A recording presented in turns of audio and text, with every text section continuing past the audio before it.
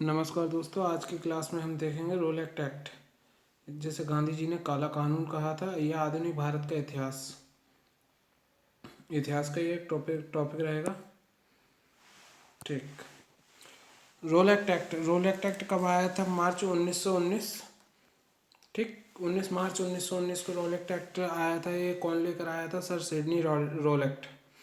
ठीक, इस कानून का पूरा नाम क्या था? Anarchical and revolutionary crime act 1919। इस कानून का उद्देश्य क्या था?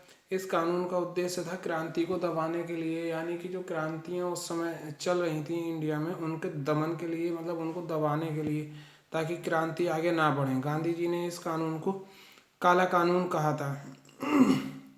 गांधी जी ने इस कानून को काला कानून क्यों कहा था? गांधी जी ने इस कानून को काला कानून इसलिए कहा था क्योंकि इसमें ना ही आप अपनी कोई दलील दे सकते हैं, ना ही कोई अपील कर सकते हैं, ना ही कोई वकील रख सकते हैं।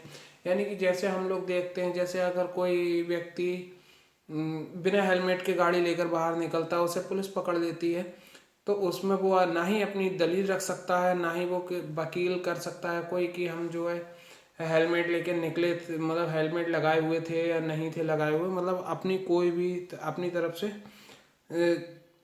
कोई भी सफाई नहीं दे सकता है। ठीक है। इस कानून के विरोध में गांधी जी ने एक सत्याग्रह, रोल एक्ट सत्याग्रह के नाम से एक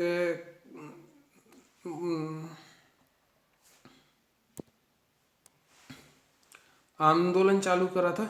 यह आंदोलन जो है 1999 में ही स्टार्ट किया था गांधी जी ने।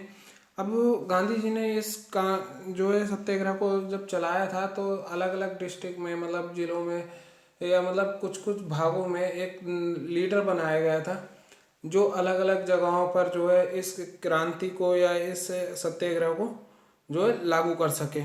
तो 30 मार्च 1919 सन यही रहेगी, क्योंकि 1919 की बात चल रही है, तो इसमें हम केवल जो है तारीख की बात करते हैं, सन की बात हम नहीं करेंगे, क्योंकि आखिर तक हमें मालूम है 1919 ही चलेगी। ठीक है। 30 मार्च 1919 को दिल्ली में स्वामी दयानंद जी ने जो एक नारा, जो नारा नहीं बात कही थी, कर मत दो आंदोलन की शुरुआत करी थी। 30 मार्च 1919 में कर मत दो आंदोलन की शुरुआत किसने करी थी? स्वामी श्रद्धानंद जी ने। ठीक। अब इसमें एक कंफ्यूजन वाली बात ये होती है कि कर मत दो का नारा किसने दिया। अब कर मत दो का नारा, जैसे आपने लोगों ने सुना होगा कि कर मत दो का नारा, अब कर मत दो आंदोलन, ये दो चीजें अलग अलग चीजें हैं, लेकिन इसमें बहुत कंफ्यूजन हो जाता है। एक कर मत दो आंदोलन है, कर मत दो आंदोलन किसने शुरू किया? स्वामी श्रद्धानंद जी ने। और कर मत दो का नारा किसने दिया? सरदार वल्लभ भाई पटेल जी ने। ठीक है। इसमें एक चीज और थी, नो टैक्स विदाउट रिप्रेजेंटेटिव, प्रतिनिधित्व नहीं तो कर नहीं। ये कहाँ की क्रांति का नारा था? अमेरिका की क्रांति का नारा था। ठीक है। अब 8 अप्रैल, 6 अप्रैल को गांधी जी ने जो है देशव्यापी हड़ताल बुलाई, मतलब पूरे देश में 6 अप्रैल को ये हड़ताल लागू हो गई। अंग्रेजों ने देखा कि यार जो तो हड़ताल काफ़ी बढ़ने लगी, इसका मेन व्यक्ति कौन है? मेन व्यक्ति यहाँ पर कौन बनना था? गांधी जी, क्योंकि इस गांधी जी ने ही रोलेक्ट सत्याग्रह चलाया था। तो 8 अप्रैल को, मतलब 6 अप्रैल को देशव्यापी हड़ताल बुलाई, 8 अप्रैल को जस्ट 2 दिन बाद गांधी जी को यहाँ पर गिरफ्तार कर लिया गया। अब आप लोगों ने पीछे देखा ही है कि इसमें ना ही किसी की अपील सुनी जाएगी, ना ही वकील रखने का, मतलब आप अपनी सफाई पेश नहीं कर सकते किसी भी जरिए से। तो गांधी जी को यहाँ पर गिरफ्तार कर लिया गया। ठीक। अब जो रोलेक्ट सत्याग्रह था, इसका केंद्र क्या था? मतलब एक जैसे कि हम भारत की राजधानी दिल्ली, यानी कि केंद्र दिल्ली को मानते हैं भारत का, इसी तरीके से इस सत्याग्रह की जो केंद्र था वो उसे पंजाब बनाया गया। अब यहाँ पर 9 अप्रैल, अगले दिन ही जो है सत्यपाल और सैफुद्दीन खिचलू की गिरफ्तारी भी हो गई। ठीक। जब यहाँ पर जो है सत्यपाल और सैफुद्दीन खिचलू की गिरफ्तारी हो गई, और जो है गांधी जी तो पहले से गिरफ्तार हो रखे थे, तो इसी के इनको छुड़ाने के लिए जो है 13 अप्रैल को बैसाखी के दिन था, 13 अप्रैल के दिन बैसाखी के दिन था, तो जलियांवाला बाग में लोग इकट्ठा हुए थे। लगभग 2000 लोगों के आसपास रहे होंगे, 2 30 3 4 जो भी रहे थे उसके बारे में जानकारी नहीं है।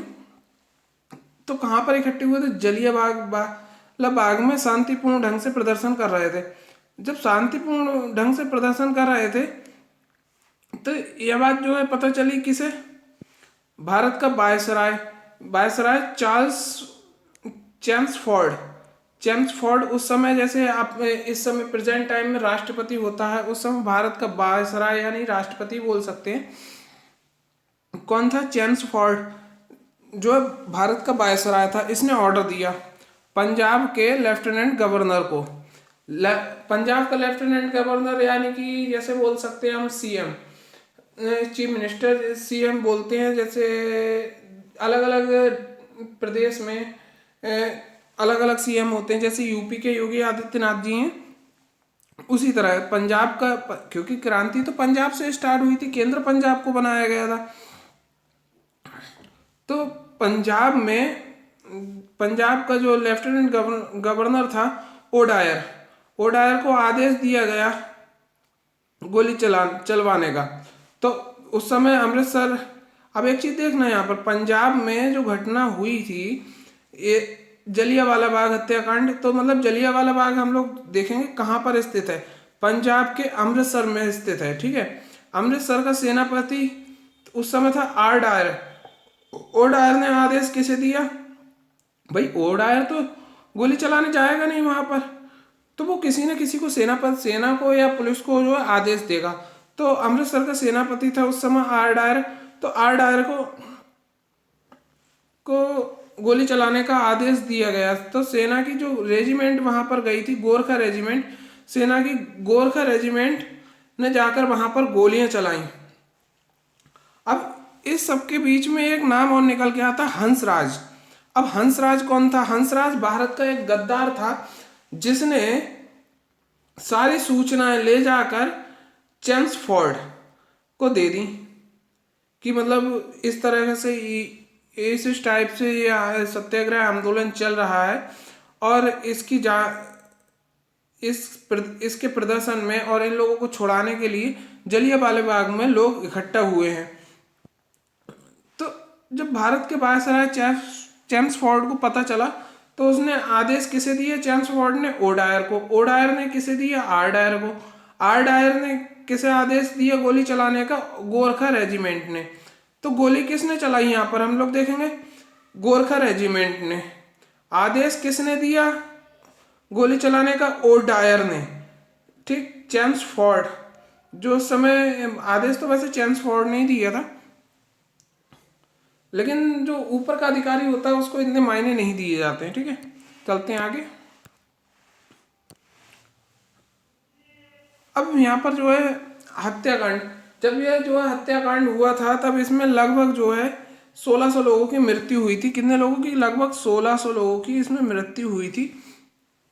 यह आंकड़ा तो जैसे लिखित में तो कुछ और बताया गया था, अभी आगे चल के बात करते हैं। अब इस हत्याकांड के बाद जो बड़े बड़े इस जो है सत्याग्रह से जुड़े हुए लोग थे उन्होंने त्याग पत्र देना शुरू करे।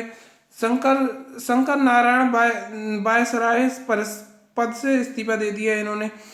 शंकर नारायण जो है वायसराय परिषद के सदस्य थे। इन्होंने जो है अपने वायसराय परिषद का सदस्य, जैसे अपने असेंबली वगैरह, जैसे वहाँ पर जो वायसराय को उन लोगों के साथ में जो परिषद होती है उन लोगों के साथ में बैठना उठना या मतलब उनको सलाह देना वगैरह, वो सारी चीज़ें शंकर नारायण का काम था। तो वायसराय परिषद से शंकर नारायण ने जो है इस्तीफा दिया। जमनालाल जी ने राय बहादुर की अपनी उपाधि छोड़ दी। गांधी जी ने केसरी हिंद की उपाधि से त्याग पत्र दे दिया, मतलब छोड़ दी। रविंद्रनाथ टैगोर ने सर नाइटहुड की उपाधि छोड़ दी। तो अब देखा अंग्रेजों ने यानी चेम्सफोर्ड ने देखा कि जो है विद्रोह बहुत ज़्यादा फैलने लगा। तो इसने क्या करा, आज भी वैसा ही होता है इसने क्या करा, एक जांच आयोग का गठन कर दिया। आज भी आप लोग देखते होंगे कोई भी घोटाला वगैरह होता है, कोई बड़े बड़े नेता वगैरह कोई घोटाला करते हैं, बिजली घोटाला, कोयला 2G स्पेक्ट्रम वगैरह बहुत सारे घोटाले होते हैं, तो उसके उन चीज़ों को दबाने के लिए एक आयोग का गठन कर दिया जाता है, मतलब एक जांच कमेटी बैठा दी जाती है उनके ऊपर। और वो जांच कमेटी आप लोगों को पता ही है कब जवाब देती है नहीं देती है, किसको पता चलता है, 10-20 साल में कभी जवाब आता है उनका। तो इसने जो है हंटर आयोग का गठन किया। हंटर आयोग में क्या था, 3 जो है भारतीय थे, इसमें टोटल सदस्य थे 8, 3 भारतीय थे और 5 विदेशी थे, मतलब अंग्रेज लंदन के लोग थे, वो लोग थे। अब इसमें जो है आर डायर को निर्दोष साबित कर दिया गया, आर डायर ओ डायर दोनों को निर्दोष साबित कर दिया गया। क्यों निर्दोष साबित करा गया, क्योंकि इस आयोग ने रिपोर्ट अपनी ये दी थी कि वो गोली चलाने वाला तो कोई और था, इन्होंने तो केवल आदेश दिया था, और आदेश देने वाला ने यह आदेश नहीं दिया था कि गोली चलाई जाए। ठीक, इस समय कांग्रेस पार्टी की तरफ से भी एक आयोग का गठन हुआ था, जिसे बोलते हैं मदन मोहन मालवीय आयोग। इसने जो है आर डायर जो भी आर डायर ओ डायर दोनों को दोषी करार दिया था। लेकिन हंटर वो बाकी किसकी चलती है, उस समय अंग्रेजी सरकार था, तो जो कि चल रही थी, सारा सब कुछ अंग्रेजों का ही था।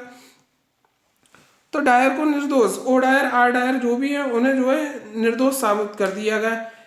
और इन्होंने जो मृत्यु का आंकड़ा दिया था अपनी रिपोर्ट में, वो 179 का, वो 379 का दिया था कि इतने लोगों की, जबकि मृत्यु हमने आप लोगों को बताई थी कम से कम 16 लोगों से ज़्यादा की वहाँ पर मृत्यु हुई थी।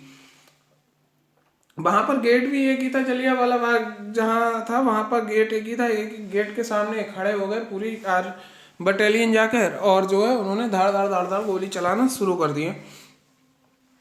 तो यहाँ पर करीब 1600 से ज़्यादा लोगों की मृत्यु हुई थी। लेकिन आपसे पूछा जाएगा कि जो है जांच आयोग ने कितने की रिपोर्ट दी थी, तो 379 की।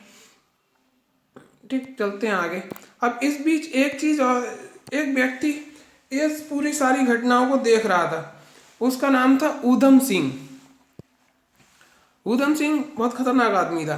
खतरनाक आदमी वैसे नहीं था, इसने सोचा ओ डायर भाई तेरे से तो बदला लेना है, और कब लेंगे ये तो डिसाइड है नहीं। तो इसे मौका लगा 21 साल बाद, 1940 में, 21 साल चलते हैं 199 से,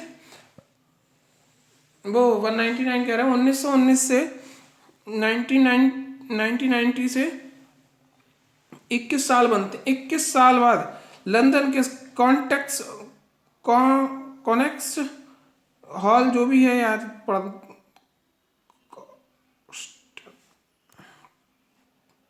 कॉस्टन हॉल लंदन में स्थित है, लंदन में गए, लंदन के कॉस्टन हॉल में गए, उन्होंने देखा अरे ओ डायर वहां पर अपनी पार्टी में लगे हुए थे।